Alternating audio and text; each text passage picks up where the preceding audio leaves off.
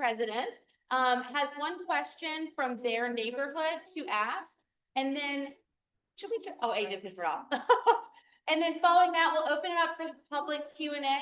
If you do have a question, we ask that you just line up here at the microphone. But just a reminder, tonight is about the transportation sales tax only. So if it is something to do with transportation, pedestrian crosswalks, bike lanes, infrastructure that the mayor may discuss, please feel free to ask questions. If you have a special topic that you're really passionate about, please come to your neighborhood association president or myself, and we will arrange experts from City Hall to come talk to you. We'll look for public records with you.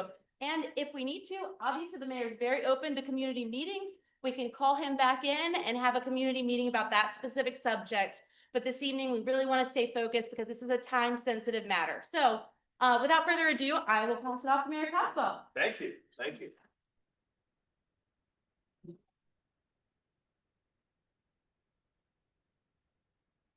Y'all can hear me all right, right? Yes, sir. All right. I'm gonna walk around because, well, I'm gonna walk around. So appreciate you all putting this together, the neighborhood association presidents for doing this. There's a lot of information to take in, but I think it's great that you have this amount of people coming out to learn more about something that I think is going to be incredibly impactful on our city and our region for the next 50 to 100 years. So what I want to do is kind of walk through the generalities of the transportation sales tax and then talk specifically about some initiatives that we're working on that are Peninsula specific. Okay. So transportation sales tax is something that you all have been paying for 20 years now. It was first initiated in 2004. There was another one done in 2016. And what we're contemplating now is an extension of the 2004 sales tax, okay? So they typically run about 20 years. This one's timing out. And so we have the ability to increase, keep it going for another 20 years. So again, I want to be very clear. This is not a new tax. This is something that has been being paid by residents and visitors alike for 20 years. And it is the #1 funding source for our roads. Without it, and I want to be real clear on this, we're going from a deficit when it comes to infrastructure to being potentially in a hole that we can't get out of. So I'm just, again, trying to be very transparent with you all on this. So what happened was, 2 years ago, Charleston County saw this coming and they said, all right, we're going to suggest extending this for another 20 years. But at that time, the biggest single project on the list was 526 extension. And that was a very controversial project because it was a huge amount of money. It kept getting more and more expensive. To the point where almost 60% of the funds that were raised, projected to be raised, were going to go to 526. And so that, coupled with a lot of frustration from residents about how slow infrastructure projects were taking, how long they were taking, resulted in a pretty resounding defeat of the sales tax initiative back in 23. Okay, so I think you all know all of this, but it is important for context. So the county is going to come back to you and say, all right, now we want to have you take a fresh look at this because many things have changed. Mainly, 526 is dead. It is no longer on the initiative. The state has pulled out. The project is not moving forward. And the county has said as much. And it will not be anywhere close to being on this new list that would come out. The mayors of North Charleston, Mount Pleasant, and the city of Charleston have all gotten together because we understand how important this revenue source is for our region and our region's growth. But we understand your frustration about wanting to know where your money's going to go. and be assured that it will be done in a timely manner. So what we've spent the past year plus doing is working with our transportation departments, working with DOT, working with the Council of Governments, working with the county to figure out a prioritized list that will be on a ballot for you to make an informed decision on. And that will be coming up in November. So the goal is to have a very open and transparent list so that all voters can be informed of where their money will go and how it will be spent. So what we're going to talk about tonight is what the city of Charleston is contemplating and how it would directly impact your neighborhoods. Okay. So what we did between the cities is we said, okay, the county has projected that the half-cent sales tax, the extension of it, would generate about $4.2 billion over the next 20 years. And what we did is we kind of broke it down based on population. City of Charleston represents a little under 50% of the total population of Charleston County. Mount Pleasant is 23, North Charleston's 27.4, okay? And this does include unincorporated areas. For Charleston, it includes Folly Beach, Kiowa, Seabrook, other areas that are smaller municipalities that aren't technically part of the city, but our infrastructure projects are very much related, right? Same thing with Mount Pleasant. It includes Isle of Palm, Sullivan's Island, North Charleston, Lincolnville, and the like, okay?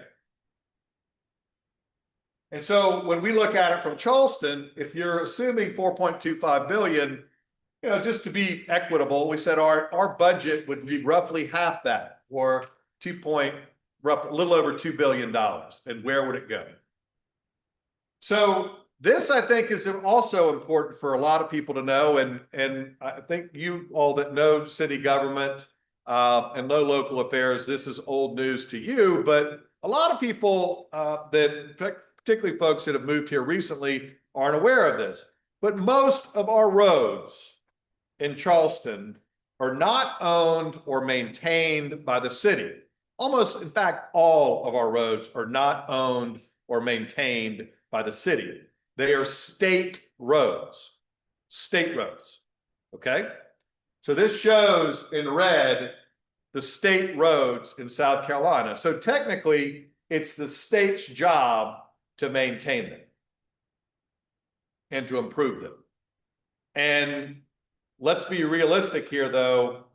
They have not been able to do that. They do not have the funding sources to do it. And Charleston isn't always the favorite of Columbia when it comes to allocation of funds. So that's just an important side note for those that aren't aware.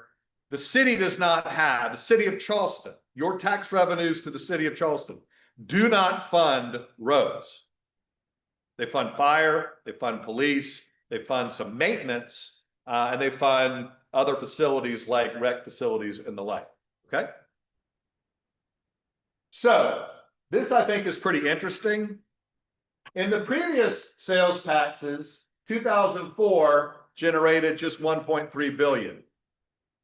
2016 is 2.1 billion. The new one is anticipated at double that. But I do think this, I put this on here, I don't want you to get your pitchforks out quite yet, but it is interesting to note that in the previous sales taxes combined, 3.4 billion, if you break all the projects that were done, 3% total went to the peninsula. The peninsula of Charleston, I think I have a slide in here. There we go. The peninsula of Charleston represents about 25% of the population of the city. West Ashley is about 50% of the city. James Island and Johns Island are 9 and 16%. We also looked at where growth is occurring at the most rapid pace, right? Because it's one thing to just talk about existing population. If you're looking at 20 years down the road, you need to know where things are growing, right? Well, interestingly enough, one of the highest percentage year-over-year growth is projected on the peninsula downtown. And that's because we have several large projects that have been largely fully entitled for years now that are starting to come online. So when we looked at the funding of the $2 billion that the city would be allocated, we started looking at, okay, how would you break those down equitably? And again, this is not something that's going to be an exact science, but when you're talking about your representatives on city council, they want to know that your area and your neighborhoods are getting their fair share, okay? So when we did our full breakdown, you can see that it, just so, you know, this is somewhat by design, but it did break down roughly by population as well. Johns Island has slightly higher, it has a higher growth, and frankly, it has a lot of needs in terms of infrastructure.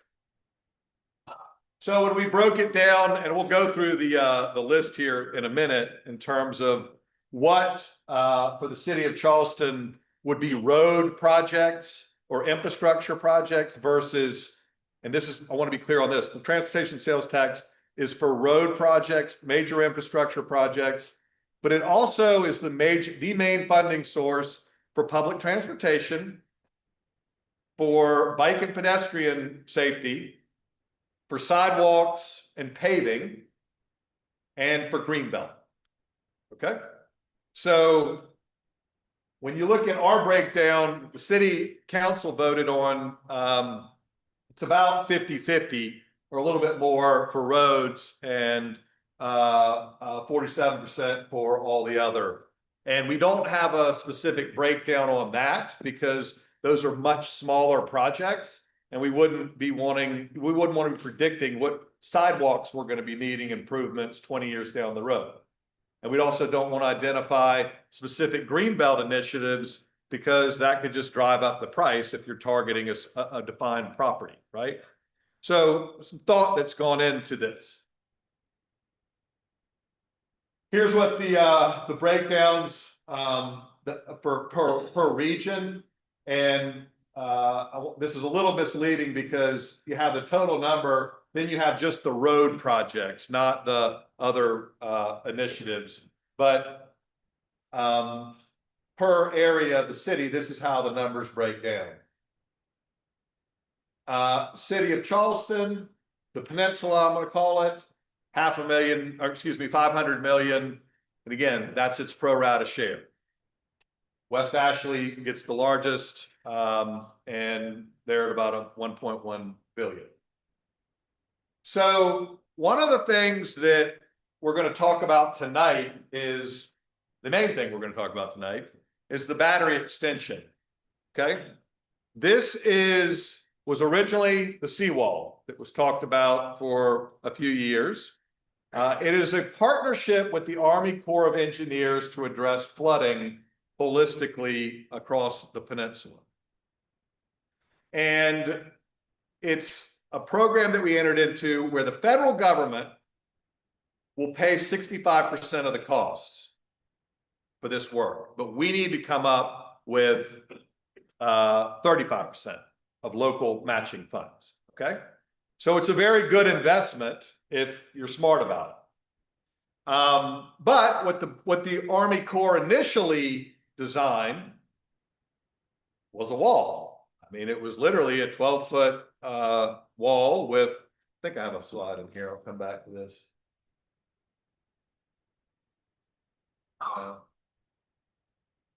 We'll keep here. It was a 12-foot wall. It was ugly. It had a bunch of gates along Lockwood that would open and close with the tide. I mean, again, I'm not trying to knock the Army Corps of Engineers, but it was all function and no form. Okay.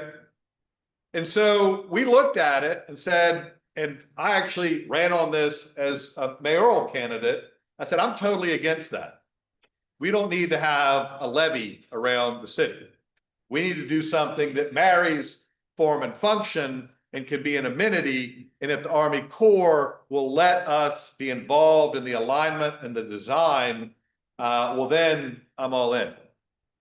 And I've spent the past 24 months, going back and forth to Washington, meeting with the head of the Army Corps, meeting with a myriad of different federal officials to get them to agree to a different alignment and a different design. And that's where we are today.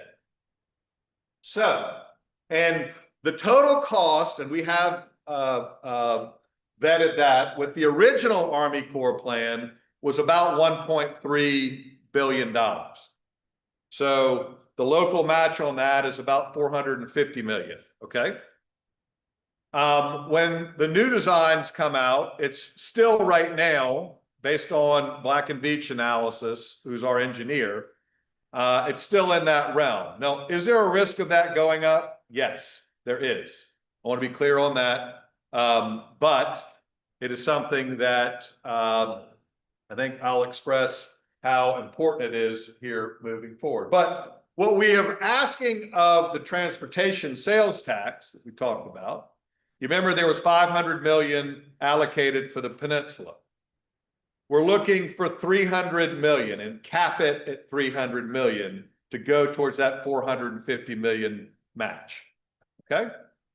Where's the other $150 million going to come from? Well, the South Carolina Ports Authority would be protected by this. They have to put major infrastructure improvements into their Columbus terminal because it has been flooded, and that's where they ship out all their BMWs, and it's been underwater. So some of their big customers have said, you got to deal with this.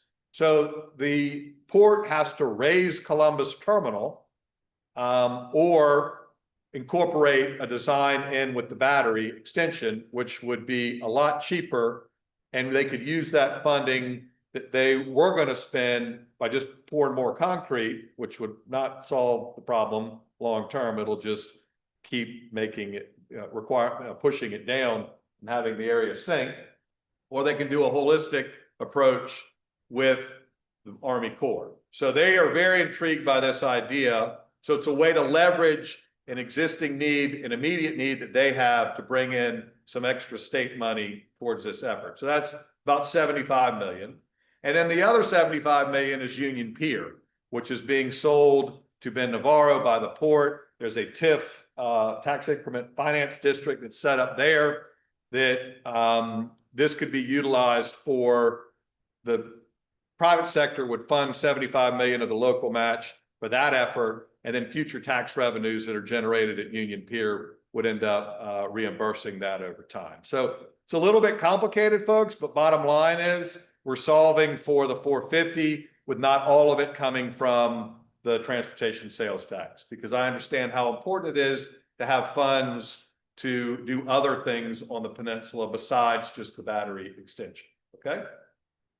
So when it all is said and done, though, there's been a lot of bad reporting on this, that this is $1 billion effort that'll take up $1 billion of the transportation sales tax. No, we're talking about 7% of the total transportation sales tax would be going towards this, okay? 7%. And we need it. We desperately need it. I don't have to tell y'all that the peninsula floods. And I've been here for 50 years. I grew up here. I grew up downtown. It's always flooded. I get that, but it is getting worse. There's no question about it. These are the road closures that we've had on the peninsula. This impacts mobility for every neighborhood on the peninsula for sure, but everybody crossing the peninsula on a pretty regular basis. And you know where the #1 job center in the region is? On the peninsula. And this is not just storm surge flooding. This is tidal flooding. This is rainy day flooding. So I now want to talk about why this is so exciting to me. Again, marriage of form and function. We have a ton happening on the peninsula. A lot of investment is going on here. From the $100 million Ashley River Crossing Bridge, pedestrian bridge that's being built right now that comes in to the peninsula, right? And right now, ladies and gentlemen, it comes in and lands at the slip lane, right there at B Street, which, you know, is going to be great for commuters that are going to work at MUSC, but that intersection is not very friendly for pedestrians that are trying to go walk across the bridge, right? Or want to take a jog, or the baby on a stroller. I mean, you're playing Frogger getting across that lane, and we can do a honk signal and things like that there, but if people don't feel comfortable about it, they're not going to use it, right? So what this would allow for is a connection of that $100 million investment to go down to the marina and to go up to Brittlewick. It would also give incredible opportunity for the redevelopment of the marina district. It would also protect the hospital district. It would also be an incredible amenity out on Union Pier to allow for a major public park on the water there.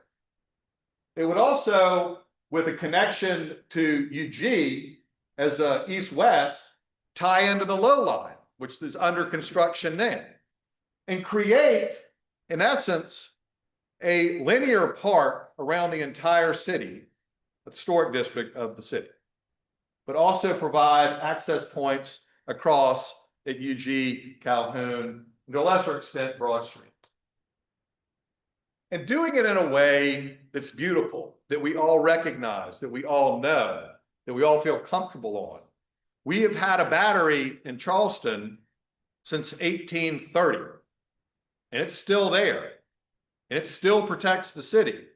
And it's also one of the most popular gathering places in the region. It's one of the most photographed places, right? So this is the vision that we have for that linear park all the way around.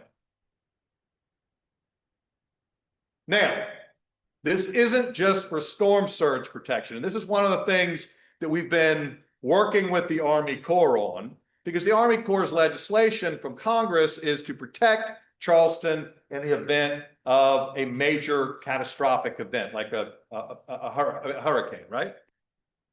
But guess what? That's only like less than 0.25% of our flooding problems. 99.75% is tidal flooding, is rain, right? So how do we take this massive piece of infrastructure and do it in a way that's thoughtful and addresses flooding holistically?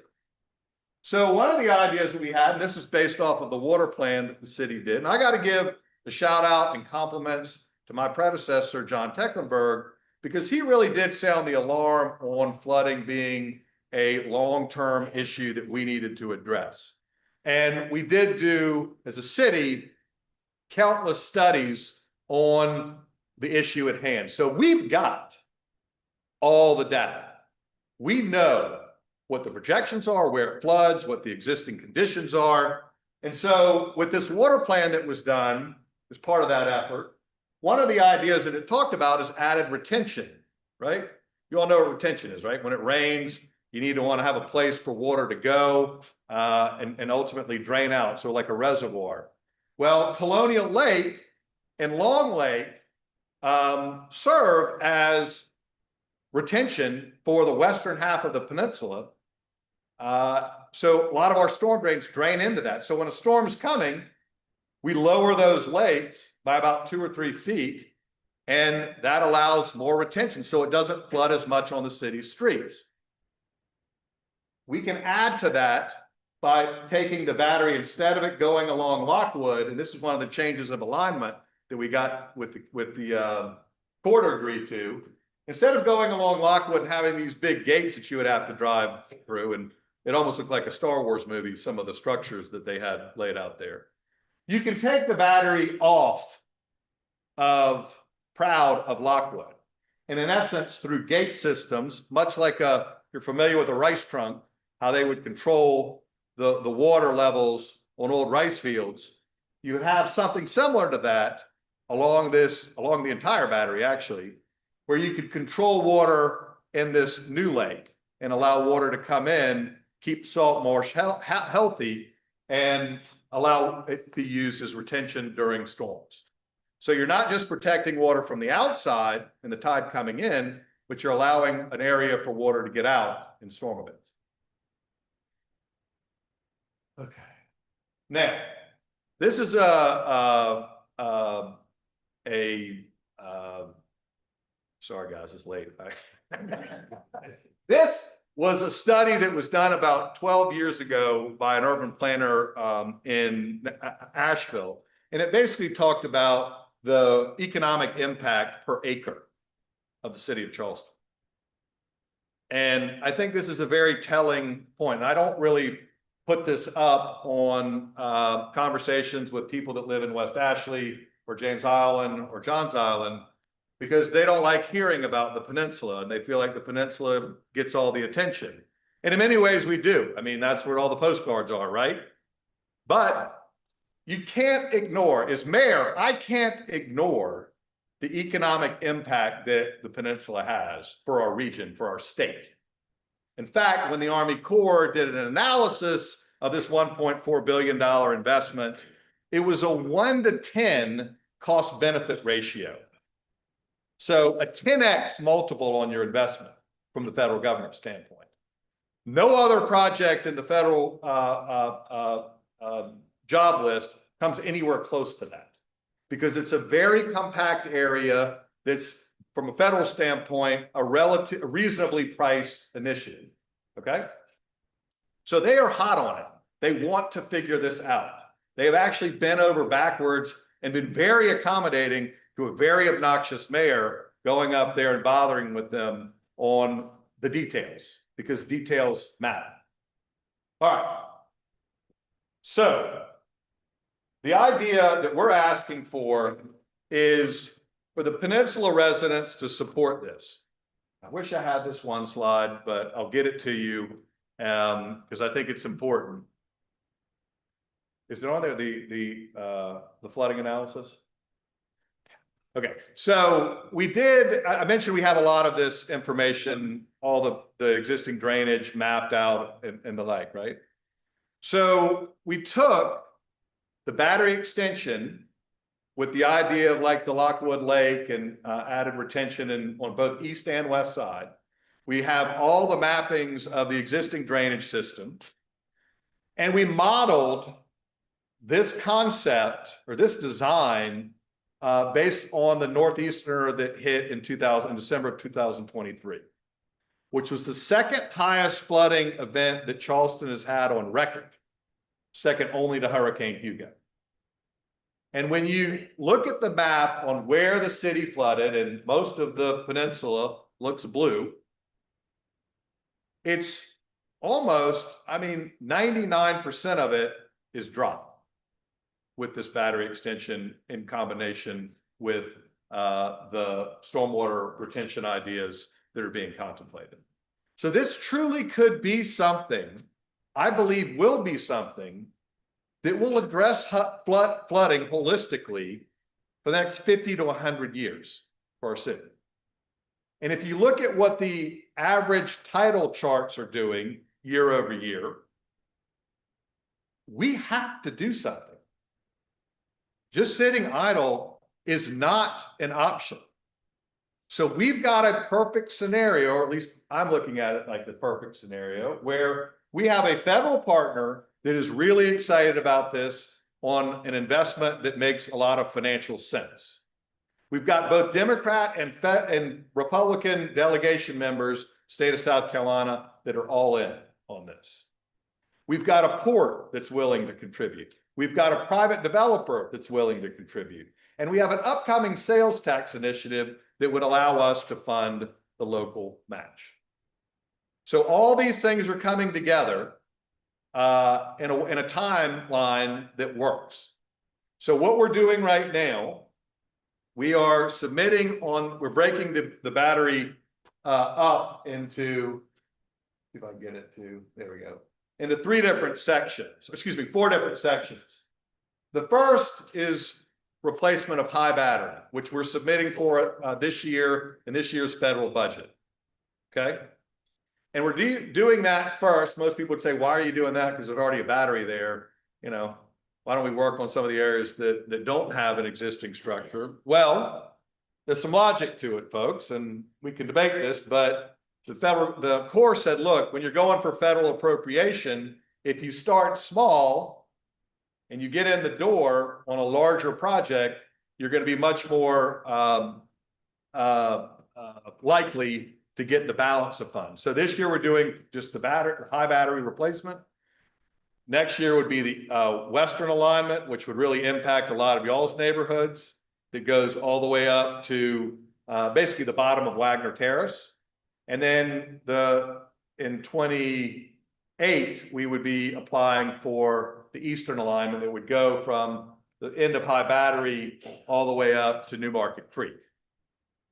So that is the phasing. And then finally, there is, I want to be really clear on this. I don't want to forget kind of Wagener Terrace, Rosemont, and the neighborhoods to the further to the north.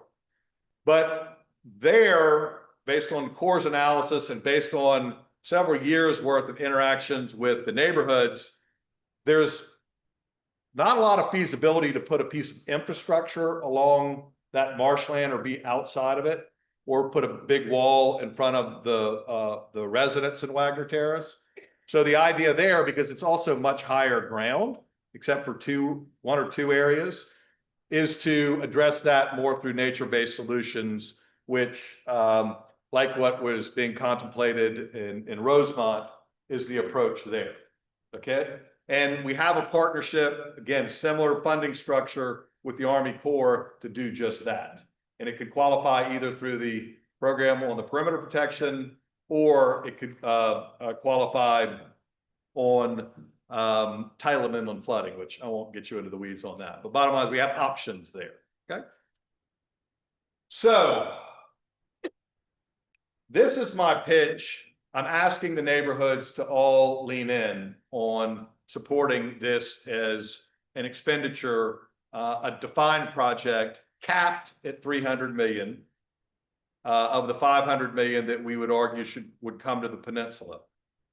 And the balance of those funds would be used, the other 200 million would be used for sidewalk improvements, intersection improvements, a lot of the smaller projects but very important projects that many of you all have reached out to the city about in these past weeks, months, even years at times. And then want to be, again, organized about this, want to be thoughtful about this. And what I'm hoping I'm giving to you all tonight is how this is more than just a piece of infrastructure to help against hurricanes. This truly could be an iconic park, an amenity for not just the peninsula, but really the region, and help increase mobility, transportation, and again, quality of life for our residents. So that's my pitch, ladies and gentlemen. We've asked all of the neighborhoods on the peninsula to sign a letter of support to the county, because we are submitting this to the county. Ultimately, it is Charleston County's decision to put what's on the ballot. And despite what's occasionally been written, the mayors and the county are very much aligned and working together to be very transparent about this, to be very organized about this, to be thoughtful about this, so that you as voters can make a very informed decision, okay? But I'll leave you with this. Failure is not much of an option. We need this money for infrastructure. I mean, if we don't get it, then all those other small projects, forget the battery, all those other small projects, there's really no major funding source for it at all. And we can hope from the state, but good luck with that. So the only other alternative, frankly, is property tax increase. And just so you all are aware, the sales tax initiative, about 50% of that $4.2 billion comes from people that don't live here.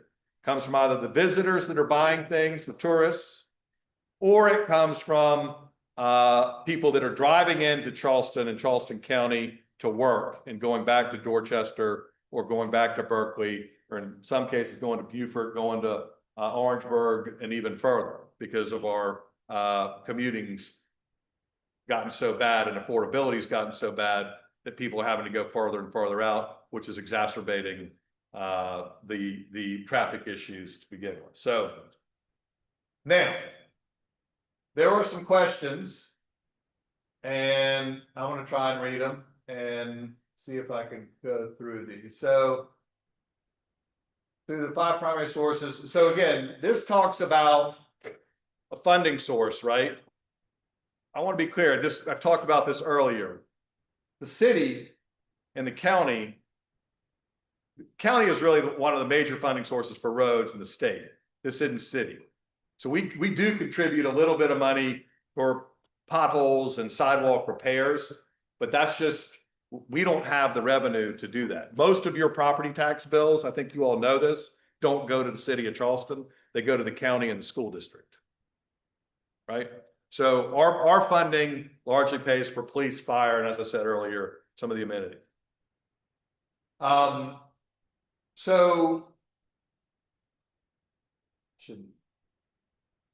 So how do we plan to replace the flooding if we were to put 300 million towards the battery extension, right? Well, again, it's a very fair question.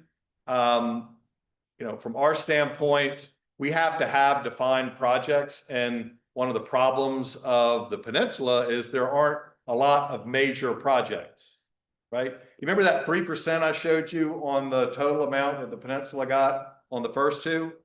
You know, the overwhelming majority of that went to the Ravenel Bridge. So that was 70 million of it. So if you take the Ravenel Bridge out, which I could make a pretty strong argument is just as much Mount Pleasant as it is the city of Charleston or the peninsula. The peninsula of Charleston got just a fraction of those dollar amounts. Again, because you don't have a lot of defined projects that you can list on a ballot that'll resonate with people, right? So I think that having this gives us a much better position, gives the peninsula a much better position to get a significant amount of funding. Let's see the other. So Wagener Terrace sits outside of it. We've talked a little bit about that. And having it would actually provide direct flooding protection. It would be in one of the later phases because it's probably the most nuanced, or it's not one battery going the length. It is going to probably be different in different areas, if that makes sense, right? You would have some infrastructure, you would have some swales and the like. But I would also make the argument that what's good for the peninsula in terms of flooding holistically is good for the entire peninsula, northern peninsula too. I mean, those are the two major arteries that you need to come east and west out of downtown. So if you live in Wagener Terrace, you're often, and if it's flooding in Charleston, you're limited on where you can go. You're limited in your mobility, right?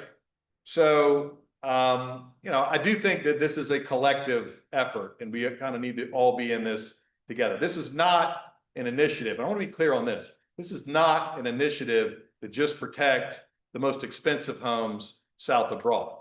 I hope I have imparted to you on just how impactful this thing could be beyond just the financial aspect of it. And after we hear about gentrification and long-term residents move away, ladies and gentlemen, this is one of the biggest issues besides flooding, affordability. And I can have another talk on this on what we're proposing as it relates to affordable housing, particularly on the peninsula, particularly as it relates to East and West Side, West Edge, Housing Authority properties, East Side, the deals we're working out with the county and properties that we're buying for affordable housing. This is a huge issue for our region. We have to address affordability.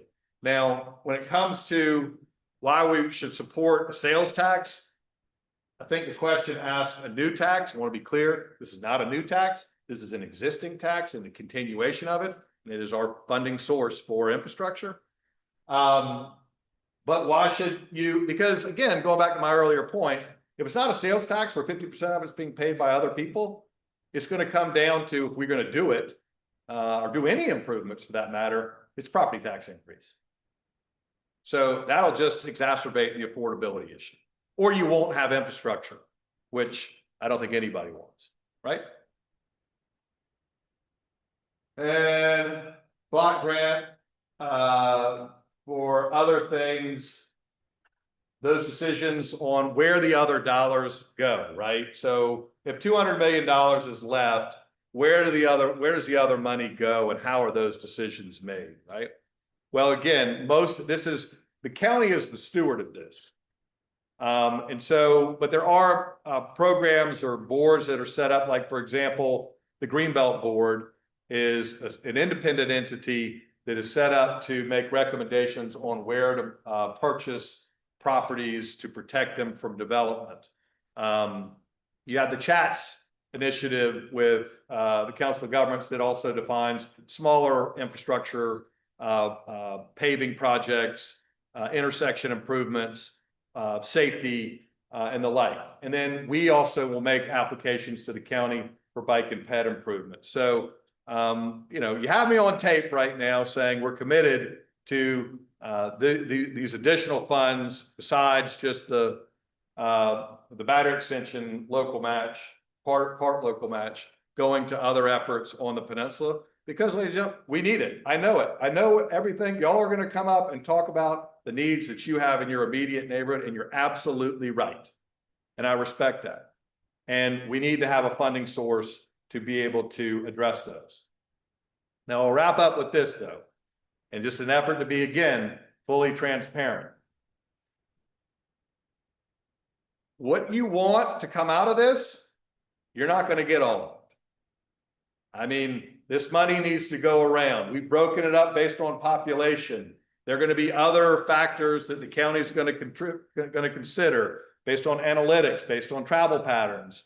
There are going to be other municipalities that, again, I think we're pretty aligned with North Charleston, and the cities are all kind of work together. But there'll be other advocacy groups that are pushing for money here and there. So the county is going to have a lot of voices in their ear as they finalize the final list that will go on the ballot.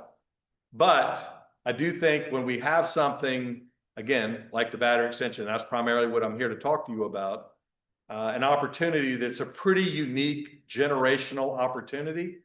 We as a community need to come together and support it so that we can get this thing moving and not have to worry about flooding 20 years down the road, because the way it's going right now, there ain't much of a plan besides this. And if this falls through, besides a major property tax increase, I don't know what a solution is. And I'd be lying if I told you otherwise. All right, on that happy note, I will turn it over to questions. Who we got? If you can yell if you want. I mean, you can go to the microphone for the recording. Is that what you want to do? Yeah. Why don't we just go to the microphone, just if you would, and if you can. Mayor, thank you for this. Definitely a problem 2 years ago with lack of. Yeah, if we could go to the, If anybody else has a question, please, make your way over to the mic. The mic's right there. Oh. Right now. Sorry about that. This is learning curve. learning curve, right? Thank you for doing this because I do. Sure, that's on. We're gonna get all the kinks out of here. Cheers.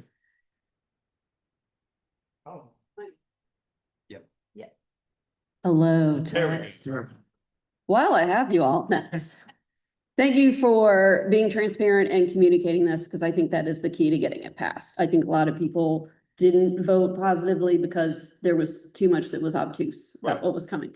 So to get to my question, one of the major concerns that I'm hearing from people in the Upper Peninsula is with the solution, then where's the water? I think there's a general lack of understanding, because we're not engineers, water engineers, where the water goes. So I thought it was helpful to see the photos you showed of along Lockwood.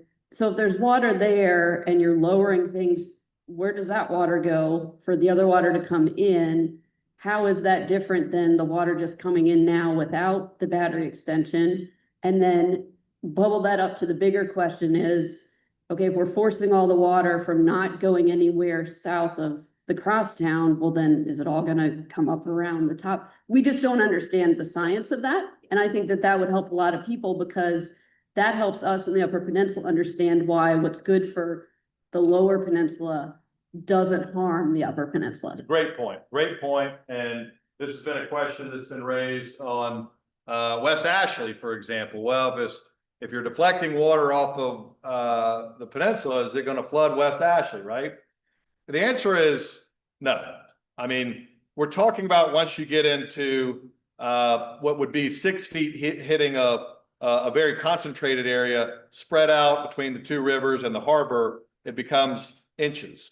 And so whether or not it would make matters worse, the answer is no. And the also question of where's water go? I also didn't mention this, but I think it's important, is the perimeter protection helps water, protects from water coming in from the harbor, right?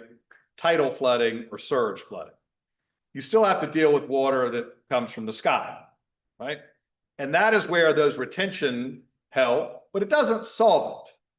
What we also have though now, particularly on the west side, are big pumps, and additional pumps are being contemplated as part of this. So it is a whole system to where it goes down to a deep drainage tunnel that we have under the crosstown. And there's a massive pump. That new building was just named after Dudley Gregory. Those are huge pumps that push water out, that do it in a way that I think, I can't remember what the exact tonnage, but that's how water gets out. Now, again, we've done these models and we've looked at it where what does it do to other parts of the city when that water moves and does it flood? No, the answer is no. And we could show you that animation and that modeling. That was what I was asking if it was here. We have up basically a two Wagener Terrace modeled. The two basins to the north are being modeled now. And so we'll show you all of that. What you got? Thanks, Mr. Mayor, for being here. And forgive the terminology. I'm just curious about cash flow in a project like this where you have a tax that goes out over 20 years, but the project's scheduled for right now. Are there bonds? How's the debt structure? Like, how does that work? And is that figured into all these numbers that you've just showed us? Yeah, I mean, so when we're talking about the 300 million, we're looking at an aggregate number, which would include debt coverage if bonds are issued. And I suspect on part of this, bonds would be issued. And so it needs to be an all-in number. And that's how we've positioned it. So some of these things, like a lot of the smaller projects, will be pay as you go. I mean, as the revenue comes in. And one other thing I'll mention, this is a little bit risky to do, because I don't want people to get mad at the county, but I do think that number, even though it's much higher than what's happened in the previous referendums, is a low number. And the reason why I think it's a low number is because the way they calculated it, if you can follow me on the math, is they took the last year's sales tax receipts and they did a multiplier of it out, a consistent multiplier of it out over 20 years to get the number. And that multiplier that they used was not what the year over year for the past 10 years of Charleston County's growth has been, but what the statewide average has been, which, I'm sorry, but Charleston County has been growing a hell of a lot faster than the statewide average. And I suspect it will continue to be that way. So I do think that number is going to go up. And that'll be an important distinction on the ballot that the county has to decide. Are they capping it at 4.2 billion? Or are they saying it is a 0.5-cent sales tax for this time period? And I think that's an important distinction. I'm pushing them hard to say it ain't capped, because I guarantee you we're going to need more than 4.2 billion with all the needs we have. Yes, sir. Thank you for coming. So my question is, as it relates to 300 million, all of it comes from the Peninsula budget. And why is that? Why is it that none of the other parts of the city are contributing? given the peninsula's outsized economic impact? And why is it that Mount Pleasant doesn't contribute? Why is it that North Charleston doesn't contribute? Because if you distributed that cost off of the peninsula, instead of it being 50% of our budget, it's, 5% of the money that Mount Pleasant was going to get or something like that. Politics. I mean, they want their share. I mean, West Ashley, if you've lived in Charleston long enough, we all love one another, but we like our neighborhood better than other neighborhoods. And that's just our reality. It's like I was talking earlier about, Charleston and the rest of the state. I represented Charleston in our legislature, and this analogy I think is relevant too for the peninsula and other parts of our city and region. And that is that I always gave the analogy that the state of South Carolina is like three siblings. You got the low country, one sibling, you've got the Midlands, another sibling, you got the upstate, right? Well, when those three siblings are sitting around a table and the low country is the oldest, is the wealthiest, and I like to say is the best looking, when it complains about anything, the other two are like, yeah, you're fine. And that's, again, just being very transparent and realistic with you. I hear you, and you can make that point all day long, but we need to get people to vote from this in Mount Pleasant. We need to get people to vote for this on Johns Island. And they are so mad about the traffic on Johns Island or the traffic on 41 that all they care about is their traffic.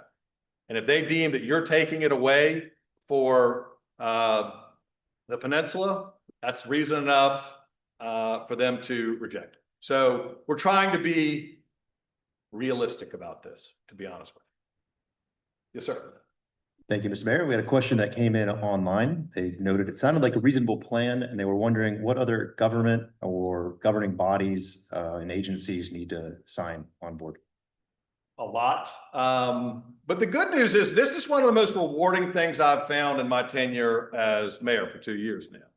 This is something that the federal government seems very aligned on. I mean, both parties. This is not a controversial thing. This is smart. This is a good use of public money. We also did this because if you look at that, I mean, that battery extension going along making the Lockwood Lake, do you know how many state and federal permits it will require to go through that, right? I mean, it could be 20 years just waiting on those, no exaggeration. So what we did there, and again, this is an effort to be fully transparent. We invited all of the environmental agencies into city council chambers, and we walked them through with the engineers there what we were talking about doing and made a pledge to be fully transparent with them on why we were trying to do it. So if you have to make one or two environmental sacrifices or exemptions or exclusions or whatever from the national, from NEPA, Environmental Protection Act, but you can get 10 or 12 benefits, well, then it makes sense to do it. And we want to be open about that. We don't want to be, we're trying to sneak this by you. So it is going to take, I want to be really clear, it's going to take everybody rowing in the same direction, everybody willing to do a little bit of compromise to get this done for the greater good. Because I think we can get the money lined up. I think we can get the engineering. I think the math can work, both from an engineering standpoint and from a financial standpoint. But it could very much get caught up in regulation, well-meaning regulation, but regulation that could stop it. I'll end with this on that point, that I just went over to the Netherlands and to Denmark, which I think we could all agree are the two of the most environmentally renowned countries in the world, right? And they are doing incredible things with water, sea level rise, with flooding, resiliency. It's super cool and very, very progressive and proactive. None of what I saw, and we talked about this, none of what I saw over there could be done in the United States. Because we have so much good legislation, regulation, that starting back in the late 60s when people were dumping barrels of, into the drinking streams was absolutely needed and still in many ways is absolutely needed. But we put regulation on top of regulation on top of regulation. And so now you have an attitude at the federal level and certainly at the state and local where there's an understanding that these projects are taking way too long to get built because government is in the way. Now, that didn't mean to say you want to throw the environmental regulations out the window. That's not it at all. But there has to be exceptions to blanket rules. I mean, it just, again, if you've heard about the book Abundance that Ezra Klein wrote, he talks about it at length. So this is a bipartisan thing in terms of government efficiency at all levels, but oftentimes it's hypothetical. There's not an actual project that you can point to and say, okay, this is what we're trying to do and why we're trying to do it. This is the exemption from the Fish and Wildlife Act that we need to have for this, but we're actually going to save this wetland and everybody get around the table and agree to work together. So there's a lot of work to be done on this, but I'm very confident that that the benefits warrant everybody leaning in and coming to a yes. We got two more. Mr. Mayor, thanks for coming out tonight. Very thorough and thoughtful presentation. My name's Sean Coughlin. I really like the map of the connected parks. Wondering how much of that would be funded by this $300 million, and what other funding sources are, and what like the timing on that sort of vision is. So a lot of the connectivity, we've already, like for example, the low line, we're doing that. The parks at Union Pier are going to be paid for by the developer. And then the marina, that's something that we're working with the lessee, Safe Harbor, because I'm like, this needs to be cleaned up. I mean, you know, that could be a really cool spot, right?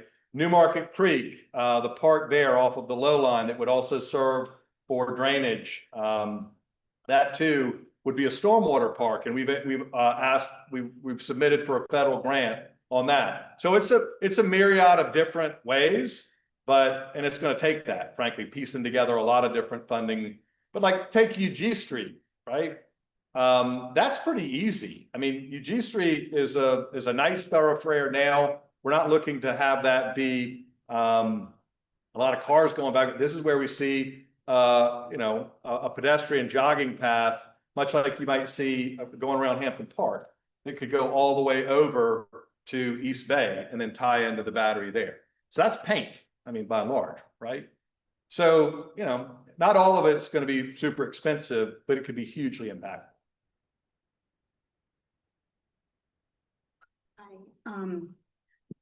2 points. If you wouldn't mind going back to the slide that shows the economics of the peninsula.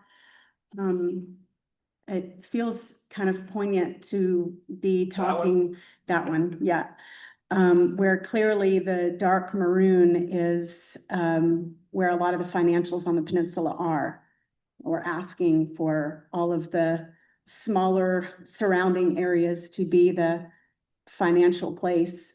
I just find that kind of interesting, that why are we not looking to that heart of the area to actually be funding part of this? And the second point being that if we're talking about form and function, why couldn't that actually be what we're building is for hydro energy that could actually very much impact the citizens and the livability of people on the peninsula. So instead of it just looking good and helping us with water, that it's also creating clean energy. Yeah, no, I mean, again, there's a lot of technology out there that's way above my pay grade on that front for alternative sources of energy. But, you are pushing a lot of water around, and that's what is required for hydroelectric power. As it relates to this, I mean, I get your point. I hear you. I respect that.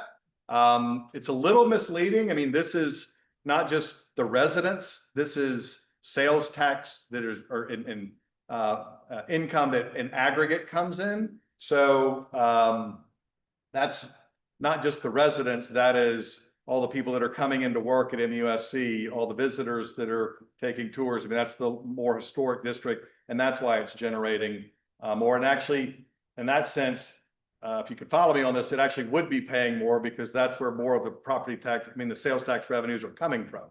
That makes sense, right? What you don't want to have is property tax increase. That would be much more detrimental to other parts of the city. Yes, sir. Yes, at the foot of pavement in Spring Street, this, I guess, pumping station, I see they planted the palm trees and put out the vegetation. Mhm. And I assume that means that it's getting ready to open pretty soon. Right. My question is, what is going to be the result? What should we see change as it relates to the flooding in the area? Well, it will certainly help. I mean, right now there's the deep shaft that is gravity fed. When those pumps turn on, that will certainly help relieve the flooding in major events, storm events, but it's not going to solve it all.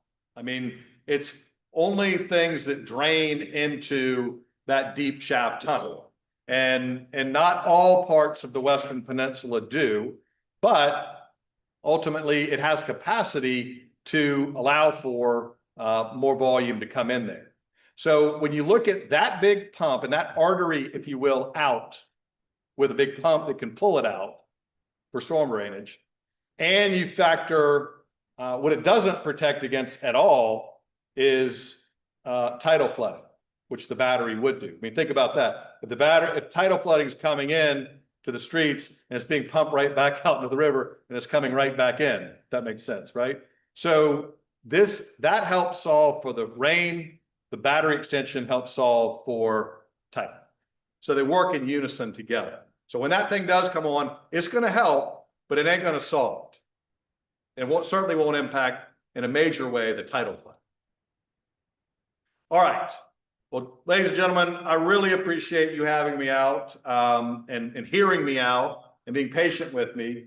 There are going to be a lot more questions and there's going to be a lot more to be determined. This is going to be discussed at length in the next few months because county council has to decide what's going to go on the ballot, I believe in April. Okay. So what's going to go on the ballot is going to be decided in the next few months. So now is the time for you all to educate yourself. And what I've proposed to you here is the city's plan moving forward. It likely will be tweaked a little bit. I mean, it's the county's ultimate decision, but you as informed citizens, I would ask of you this.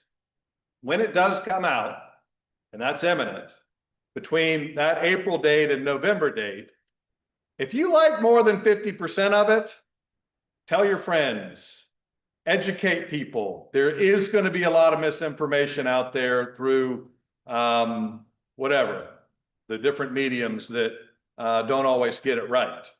So you've heard a lot tonight. I'm happy to continue answering questions that you might have, but I need you to be ambassadors of this and to make sure people are informed. Even if they don't agree, at least they're informed, right? So thank you all again for having me, and thank you again for listening.